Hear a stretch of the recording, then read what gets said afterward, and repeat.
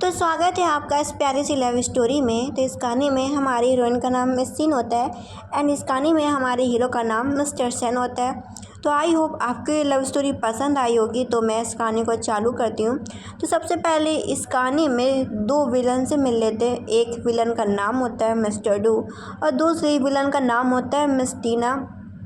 ये दोनों मिलके हमारी हीरोइन को चीट करते हैं, जहाँ पे हमारी हीरोइन को पता चलता है कि उसका हस्बैंड उसकी बेस्ट फ्रेंड के साथ रोमांटिक हो रहा हो और उसने उन दोनों ने मिलके उसे चीट किया है। वो पहुंच जाती है और बोलती है कि तुम मेरे हस्बैंड हो, तुमने मुझे डिवोर्स दे दिया।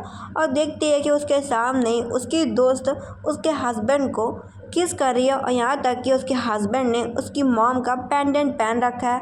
वो बोलती है पेंडेंट वापस करो, ये मेरी माँ का है। उसका हस्बैंड बोलता है मैं नहीं दे सकता। वो बोलती है तुमने मुझे डिवोर्स पेपर दे दिया और अभी भी तुम मेरी हिस्से की चीज़ रखना चाहते हो। अब बोलती है कि मुझे मेरा सामान वापस कर दो। मैंने तुमसे गलती करी कि मैंने तुमसे शादी करी और एक जैसी कमीनी लड़की को अपनी दोस्त बनाया। और वो जो टीना होती है उसे जानबूझ के धक्का दे देती है, तो बहुत सारे ग्लासेस के ऊपर गिर पड़ती है। अब वो जो ग्लास होते हैं सब कांच के होते हैं। टीना चाह रही होती है कि सिन मर जाए, तो सिन की सारी प्रॉपर्टी, सिन का पति, वो सब कुछ हथिया ले। तभी दूर से सब नज़ारा हमारे हीरो मिस्टर सेन देख रहे होते हैं। जो मिस्टर सेन होते हैं वो सिन के बचपन के फ्रेंड होते हैं। वो उसके पास आते हैं और बोलते हैं अगर मुझे पता होता कि तुम्हारा हस्बैंड तुम्हें ऐसे टॉर्चर कर रहा है तो मैं तुम्हें कभी भी तुम्हारे हस्बैंड से शादी ना करने देता। तभी हम सीन देखते हैं कि हमारी हीरोइन को दोबारा ज़िंदगी मिली होती है। उसकी फ्रेंड्स लोग बोल रही होती है कि तुमने मिस्टर डू की मॉम का इलाज करवाने के लिए उसे 10 लाख रुपए दिए हैं, तुम कितनी अच्छी हो शीन, वैसे भी तुम्हारे घर वाले अमीर हैं। वो समझ जाती है कि वो दोबारा पास में आ चुकी है, ये कॉलेज का टाइम है और सोचती चलो मैं इस लाइफ को ठीक कर सकती हूँ। तभी उसके पास मिस्टर डू आ जाता, बोलता है मैंने इस पर लिख दिया है, मैं कुछ समय जब मेरे पास पैसे होंगे तब मैं तुम्हारे पैसे वापस कर दूंगा 10 लाख। वो याद करती है कि पिछली लाइफ में भी सेम ऐसा ही हुआ था, लेकिन पिछली लाइफ में उसने इस पन्ने को फाड़ दिया था, ये बोलते हुए कि मुझे तुमसे वापस पैसे नहीं चाहिए, बल्कि मैं चाहती हूँ कि तुम मेरे बॉयफ्रेंड बन जाओ। और इस बात से सुन के मिस्टर डू ने उससे नफरत करना चालू कर दिया होता है, क्योंकि मिस्टर डू को लगता था किसी ने अपना पैसों का रौब दिखा दिया है। प्रेजेंट लाइफ में वो उस नोट को अपने पास रख लेती है और कहती है ठीक है तुम मुझे मेरे पैसे दे देना। इसके बाद मिस्टर डू वहाँ से चला जाता है। सोचती है कि इस बार मैं ऐसी गलती नहीं करूँगी, मैं तुम दोनों को बताऊँगी कि तुम लोगों ने कितना गलत किया था पिछली लाइफ में। इसके बाद वो मिस्टर सेन को ढूंढते हुए जा रही होती है, क्योंकि मिस्टर सेन इसी टाइम पे ही ये सिटी छोड़ के अब्रॉड में पढ़ने के लिए जा रहा होता है। तो उसे ढूंढ रही होती है और वो पहुँच जाती है उसे ढूंढते हुए, और वो देखती है कि वो बॉक्सिंग कर रहा है और उसे देख के काफ़ी खुश होती है। ये देख के मिस्टर सेन हैरान होता है कि आज इससे क्या हो गया, वैसे तो मुझसे हमेशा बहुत ही रूड तरीके से बात करती थी। वो जाती है उसे गले लगा लेती है और बोलती फाइनली तुम मुझे यहाँ पे मिल गए। वो उसे बोलता क्या हो गया, बुखार उखार आ गया क्या। वो बोलती है आज तक मैंने तुमसे जितनी भी गलतियाँ की है, जितना भी तुम्हें बुरा भला बोला, माफ़ कर दो मुझे। वो हैरान हो जाता है कि वो ऐसा बिहेवियर क्यों कर रही है और बोलती प्लीज़ अब्रॉड मत जाओ ना पढ़ाई करने के लिए, मैं यहाँ पे अकेले रहती हूँ, तुम प्लीज़ मेरे साथ रुक जाओ ना। और उसे माफ़ी वगैरह मांग रही होती, बोलती प्लीज़ तुम जाओगी तो नहीं अब्रॉड। वो तो स्टार्टिंग से ही हमारी हीरोइन सिन को लाइक किया करता था। तभी उसकी फ्रेंड बताती है कि टीचर बुला रहे हैं, क्लास लेना ज़रूरी है, चलो क्लास में चलते हैं। वो मिस्टर सेन को बोल के जाती है कि अब्रॉड मत जाना, हम लोग साथ ही में ग्रेजुएशन पास करेंगे। वो कहता है ठीक है मैं नहीं जाऊँगा, मैं यहीं पर रहूँगा। और उसे रोकता है कि रुको बारिश होने वाली है, जैकेट दे देता है कि भीगना मत और जल्दी से घर पहुँच जाना। इसके बाद का हम सीन देखते हैं। उसका फ्रेंड बोलता है कि भाई ये मत बोलो कि वो मिस्टर डू को पसंद करती है, लेकिन मिस्टर सेन बोलता है आखिरकार वो मुझे धीरे धीरे करके मेरे करीब आने लगी है, तो मैं उसे मिस्टर डू के पास जाने नहीं दूंगा। इधर टीचर से सर्टिफिकेट दे रही होती कि तुमने अपनी क्लासमेट की मदद की है। वो बोल के जाती है मुझे सर्टिफिकेट की ज़रूरत नहीं है और बाद में मैं ये सारे पैसे डू से वापस भी ले लूँगी। अब वो रास्ते में जा रही होती है कि अब वो अपनी लाइफ को अच्छा बनाएगी। अब क्या करती है टीना, जानबूझ के मिस्टर डू के करीब आ रही होती है कि अब तुम्हारी माँ ठीक हो जाएंगी, लेकिन मिस्टर डू भी अपने काम से निकल जाता है। तभी सामने से मिस्टर सेन अपने बंदे लोगों के साथ आ रहा होता है। टीना एक साथ दो लोगों पे डोरा डालने की कोशिश कर रही होती है, पहला मिस्टर डू और दूसरा मिस्टर सेन। वो जानबूझ के मिस्टर सेन से टकराने वाली होती है, लेकिन मिस्टर सेन तो निकल जाता है। उसका दोस्त बोल रहा होता है कि तुम्हें किस टाइप की लड़कियां पसंद है। वो बोलता है मुझे वो लड़कियां पसंद है जो वाइट स्कर्ट पहनती है। और वो इतना सुन लेती है कि वाइट स्कर्ट पहनने वाली लड़कियां मिस्टर सेन को अच्छी लगती है। ये बात मिस्टर सेन इसलिए बोल रहा होता है क्योंकि वाइट स्कर्ट ज़्यादा करके शिन ही पहना करती थी। इधर कुछ लड़कियां बातें कर रही होती हैं कि मिस्टर सेन तो इस कॉलेज का सबसे हैंडसम और रिच बॉय, आगे चल के वो बहुत ही बड़ी कंपनी का मालिक बनेगा। फिर बात करते हैं कि अरे शिन का तो सही है, वो तो मिस्टर डू को लाइक करती है, वो भी बहुत पढ़ने में अच्छा है। इधर उसके पास टीना आती है, बोलती तुम मेरे साथ लिप सिंगिंग करने चलो। वो समझ जाते हैं कि पिछली लाइफ में वो स्टेज के पीछे गाना गाया करती थी और स्टेज के सामने टीना खड़ी होती थी और सभी लोगों को लगता था कि टीना बहुत ही अच्छी सिंगर है और वे आगे चल के बहुत बड़ी आइडल बन जाती है, एक्ट्रेस बन जाती है। और फैसला करती है कि इस लाइफ में वो ऐसा कभी भी नहीं करेगी, सभी को दिखाएगी कि असली सिंगर कौन है, क्योंकि पिछली लाइफ में उसके बेस्ट फ्रेंड ने उसे बहुत ज़्यादा धोखा दिया होता है। इसके बाद वो मैसेज करती है मिस्टर सेन को। इधर मिस्टर सेन बैठा होता है, वो उसे हिट करने जा रही होती है मस्ती मस्ती में। वो उसे पहचान लेता है। वो बोलती तुम्हें कैसे पता चला कि मैं आई हूँ। वो बोलता तुम्हारे परफ्यूम से। वो बोलती है क्या तुम कुत्ते हो जो तुम्हें पता चल गया और हंसती है। वो बोलता तुमने मुझे कुत्ता कहा, क्या तुम्हें अजीब नहीं लगता। वो कहती मैं तो बस मजाक कर रही थी, मेरी क्या हिम्मत कि मैं तुम्हें कुत्ता बोलूँ। और बोलती वैसे भी हम दोनों बहुत ही अच्छे फ्रेंड्स हैं ना, बचपन से एक दूसरे को जानते हैं, हमारी फैमिली भी बचपन से एक दूसरे को जानती है। और वो से बोलती है क्या तुम मेरा सिंगिंग वाला ऑडिशन देखने के लिए आओगे, मैं जो स्कूल में करने वाली हूँ। वो बोलता है मुझे इससे क्या मिलेगा। इधर मिस्टर सेन भी उसी इवेंट में आ जाता है। मिस टीना को लगता है कि मिस्टर सेन आ गया है तो आज अच्छा मौका है उसे पटाने का, लाइन मारने का। इधर हमारी हीरोइन सोच रही होती है कि टीना जो आज तुम सोच रही हो ना वो तो होने नहीं वाला, सभी को मैं आज बताऊंगी कि कौन है असली सिंगर, कौन गाना गाता है। इधर टीना खड़ी हो जाती है माइक लेके और गा रही होती है कि हाँ उसी की आवाज़ है। सभी लोगों को लग रहा होता है कि टीना ही गा रही है। तभी थोड़ी देर बाद जो हमारी हीरोइन होती है बीच में गाना बंद कर देती है। सभी लोग हैरान होते हैं कि अरे ये गाना मिसमैच कैसे हो रहा। तभी पीछे से हमारी हीरोइन पर्दा हटवाती है और वो गाना गा रही होती है। अब उसका फ्रेंड बोलता है कि तुम्हें तो वाइट कलर की लड़कियां पसंद थी, वाइट स्कर्ट वाली। वो बोलता है नहीं, अब से मुझे ब्लैक ड्रेस वाली लड़कियां पसंद है। मिस्टर सेन ऐसा बोलता है और तालियां बजती है। वो अपना गाना कंटिन्यू करती है। उससे पूछा जाता है कि वहाँ के लोग पूछ रहे होते हैं ये सब क्या हो रहा है। वो बताती है कि ये सब उसने स्टेज में ऐसा किया था कि लोगों को और भी ज़्यादा पसंद है। और टीना मेरी शैडो है, मतलब कि वो सिर्फ मेरी परछाई है, असली सिंगर मैं हूँ और मेरा नाम लिन शिन है। और सभी को बता रही होती है कि मैं लिन शिन हूँ, जो कि मैं हमेशा स्टेज पे गाना गाती हूँ और ये मेरी आवाज़ है। जो वहाँ के लोग होते हैं वो उसको 10-10 नंबर दे देते हैं। ये सब देख के तो टीना वहाँ से चली जाती है। टीना के पीछे मिस्टर डू भी जाता है। फिर स्टेज में सभी लोगों को हाय हेलो कर रही होती है शिन। उसके पास मिस्टर सन आता है, उसे बोलता है कि बहुत ही अच्छा, तुमने बहुत ही अच्छा गाना गाया। फिर तुमने एक फ़ोटो क्लिक करवाते जो कि दोनों बहुत ज़्यादा क्लोज होते हैं। और मिस्टर सन को अच्छा लगता था कि जब भी उसके पास मिस शिन हो। इसके बाद उसे बहुत सारी कुकीज़ देता है, मिठाइयाँ देता है, जिसे देख के वो काफ़ी खुश होती है। वो उसे बोलता है कि तुमने मुझसे कहा था कि मैं तुम्हारे लिए सारी अरेंजमेंट कराऊं और तुमने मेरी मदद से पर्दाफाश कर दिया टीना का। अब मेरा रिवॉर्ड कहाँ है। वो बोलते कैसा रिवॉर्ड। वो बोलता है पार्टनर बन जाओ। उसके हाथ से तो केक ही गिर जाता है। वो तो हैरान हो जाती है कि किस टाइप की पार्टनर की बात कर रहा है। वो बोलता है कि मैं चाहता हूँ कि तुम मेरी बास्केटबॉल की बेबी गर्ल बनो। वो कहती ओहो तुम चाहते हो कि मैं तुम्हारे लिए जब तुम बास्केट बॉल खेलो तो मैं तुम्हारे लिए ऐसे ऐसे डांस करूं। और कहती बस इतनी छोटी सी बात। और कहती ठीक है मैं अच्छा आ जाऊंगी। और उसकी ऐसी क्यूट क्यूट सी हरकतों से देख के मिस्टर सेन को और भी उससे प्यार हो रहा होता है। धीरे धीरे करके उसे देख रहा होता है कि कितनी क्यूट है यार, सारी क्यूटी क्यूटी हरकतें हैं इसकी। अगले दिन हम सीन देखते हैं उसी रात को, जहाँ पे टीना अच्छी सी ड्रेस पहन रही होती है और सिन को सुनाते हुए कह रही होती है कि मिस्टर डू ने कहा है कि मैं उसके लिए बास्केटबॉल कंपटीशन में आऊँ और उसके लिए चीयर्स करूँ कि हाँ मिस्टर डू जीतेगा। फ्रेंड्स लोग सोच रही होती है कि लेकिन डू तो बॉयफ्रेंड है हमारी फ्रेंड मिस शिन का, लेकिन जानबूझ के टीना ये सब क्यों कर रही है। लेकिन जो शिन होती है बिल्कुल भी रिएक्शन नहीं दे रही होती। शिन तो बस चुपचाप बैठ जाती है और अपना मेकअप वगैरह उतार रही होती है। टीना सोच रही होती है कितना भी एक्सप्रेशन ना लाए चेहरे पे, लेकिन अंदर से तो जल ही रही होगी क्योंकि डू को बहुत पसंद किया करती थी।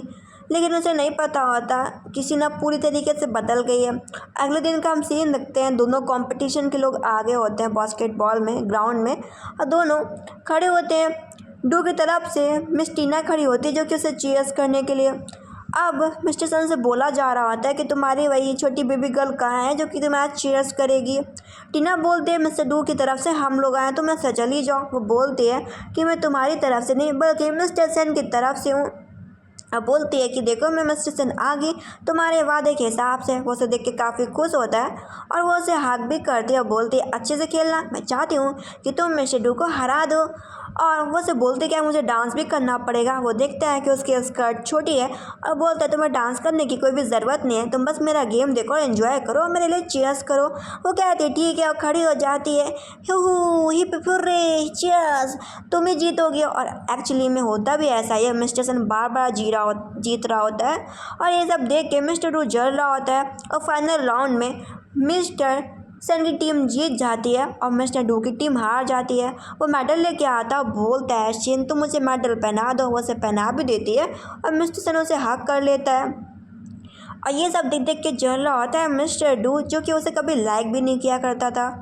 अब ये सारी बातें चल रही होती हैं क्या मास्टर सन का और रिचेस डॉटर ली शिन का दोनों का अफेयर चल रहा है। वैसे भी दोनों बहुत रिच है तो अच्छे कपल है। ये सब देख के जलन के मारे टीना बोलती है कि मिस्टर सन कभी भी ऐसी वैसी लड़कियों को पसंद नहीं करता।